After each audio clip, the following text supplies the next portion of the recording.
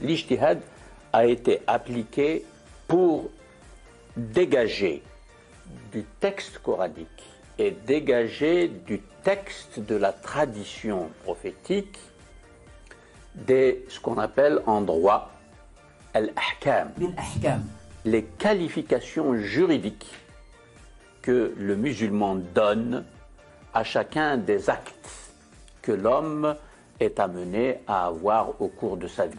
But here's the main reason why I'm so happy that Christmas trees aren't part of our traditions and our holidays.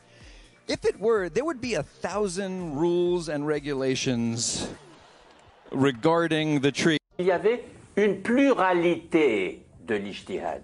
Et qui dit pluralité de l'ijtihad dit liberté d'intervention et liberté de discussion. And it would just be chapters and chapters of rabbis arguing about how you shecht the tree, where to shecht it, when to shecht it, if it has a blemish, can you even shecht it at all?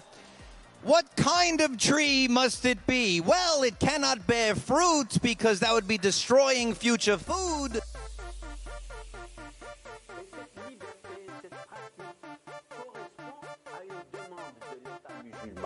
Parce qu'il avait besoin de réglementation juridique de tous les domaines de la société, et ça correspond aussi à une demande d'une société dynamique, d'une société riche.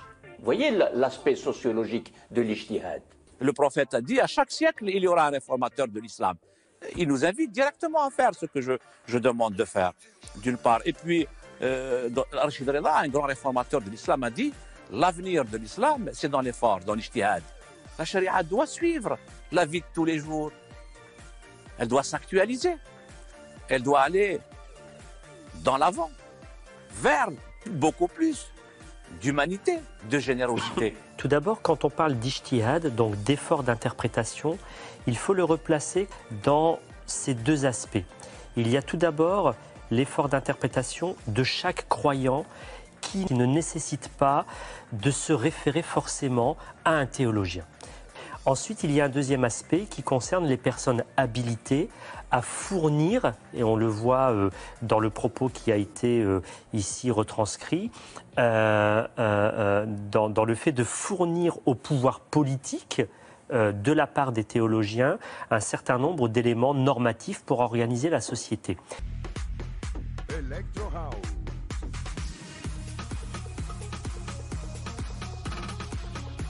Chers amis musulmans, peut-être, lorsque Galeb a parlé de moments historiques, serait-il temps de réouvrir la porte de l'ijtihad?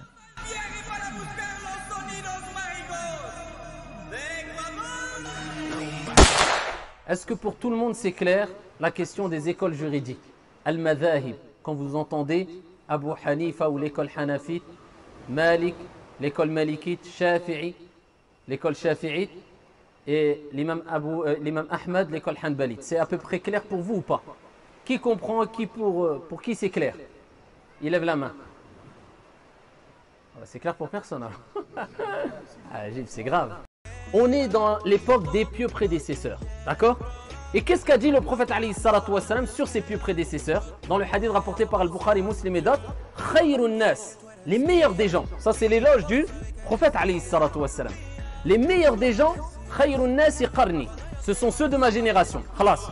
Ils ont la tazkiyah, ils ont la recommandation du prophète, suite la deuxième génération, la troisième génération. Dans ces trois générations, il n'y a pas que les compagnons qui ont existé et qui ont divergé.